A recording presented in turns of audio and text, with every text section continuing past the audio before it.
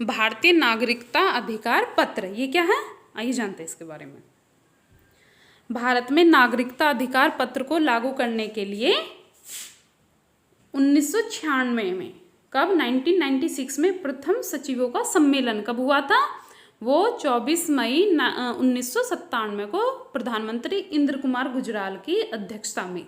सबसे पहले आप ये देखिए, ये जो भारत में नागरिकता अधिकार पत्र को लागू करने के लिए कब हुआ था सम्मेलन, 1996 यानी 1996 में हुआ था। और किनका हुआ था, प्रथम सचिवों का सम्मेलन था। कब हुआ था, 24 मई 1997 को। और किसकी अध्यक्षता में, प्रधानमंत्री थे जो उस टाइम पे हमारे, कौन थे, इंद्र कुमार गुजराल, उनकी अध्यक्षता में हुआ था। किस लिए हुआ था ये, प्रभावी उत्तरदायी प्रशासन पर मुख्यमंत्रियों का सम्मेलन था ये। ओके, यानी जो प्रशासन हो किस तरह से प्रभावी और उत्तरदायी बने, इसलिए मुख्यमंत्रियों का सम्मेलन इसके लिए बुलाया गया था।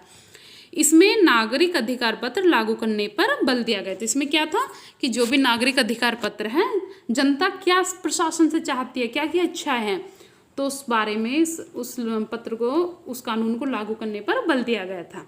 इसके लिए कार्यक्रम था, क्या कार्यक्रम था इसके लिए, टैगलाइन क्या थी इसकी, action plan for effective and responsive administration.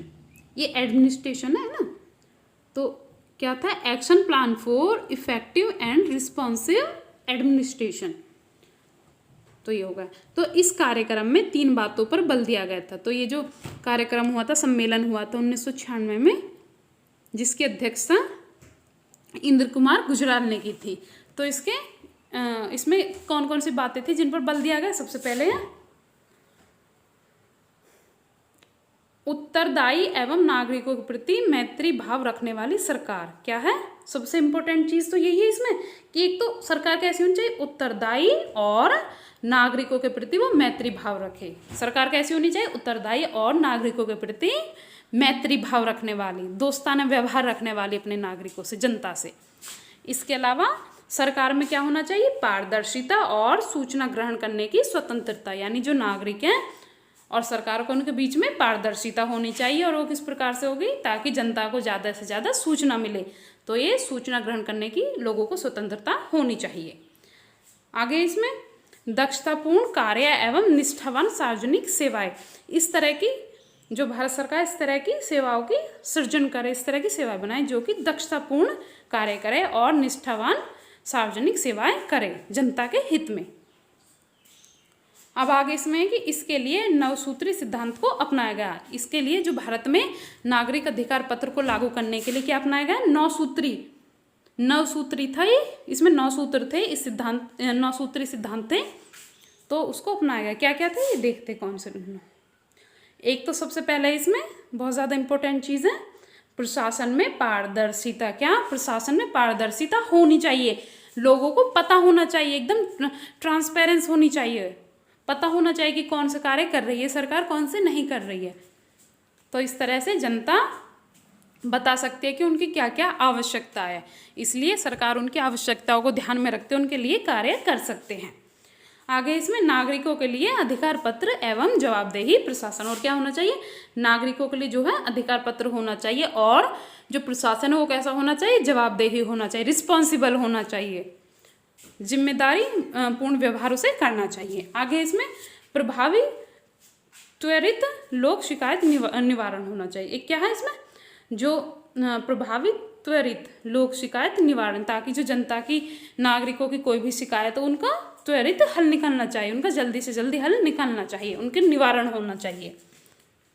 आगे परिवर्तित कानूनों और प्रक्रियाओं की समीक्षा और उनका सरलीकरण। क्या क्या, जो भी कानून बदल रहे हैं, परिवर्तित कानून हैं और उनकी प्रक्रिया हैं, उनकी समीक्षा होनी चाहिए और जनता के लिए उन्हें सरल कर देना चाहिए, उनका सरलीकरण होना चाहिए, क्योंकि जो जनता होती है वो कठिन और जो जटिल जो कानून होते हैं उनको ज़्यादा समझ नहीं पाती, इसलिए उनको सरलीकरण होना चाहिए।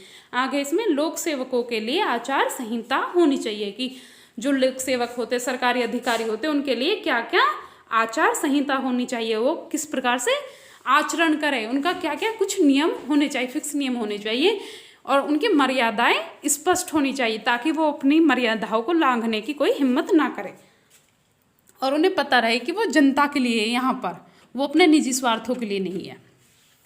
अब आगे इसमें भ्रष्टाचार से निपटने के लिए कर्मचारियों के कार्यकाल में स्थायित्व, यानी जो कर्मचारी भ्रष्टाचार से निपटने के लिए कार्य कर रहे हैं उनका कार्यकाल में स्थायित्व होना चाहिए, उनकी जो उन्हें एक जॉब सिक्योरिटी मिलनी चाहिए। मान के चलिए अगर कोई कर्मचारी को भ्रष्टाचार से संबंधित मामलों को देख रहा है तो ऐसा नहीं होनी चाहिए कि सरकार या किसी अन्य व्यक्ति जिसके खिलाफ वो जो ये जांच पड़ताल कर रहा है वो किसी वजह से उसे हटा दे, मतलब उसकी जो सेवा काल है उसमें अनिश्चितता रहे, उसे ये पता ना रहे कि वो कब तक है कब तक नहीं। तो इसलिए क्या है, उसमें स्थायित्व होना चाहिए, स्टेबिलिटी होनी चाहिए, ताकि वह बिना किसी डर के निडर होकर अपना कार्य अच्छे से कर पाए। आगे इसमें शहरी और ग्रामीण निकायों को अधिक अधिकार दिया जाना चाहिए। जो भी ग्रामीण और शहरी निकाय हैं उनको ज़्यादा से ज़्यादा अधिकार दिया जाना चाहिए, ताकि वो अपने यहाँ के मामलों को खुद ही सुलझा सके, अपने यहाँ के जो केस होते हैं उनको अपने तक ही सुलझा ले, जहाँ तक भी पॉसिबल हो पाए।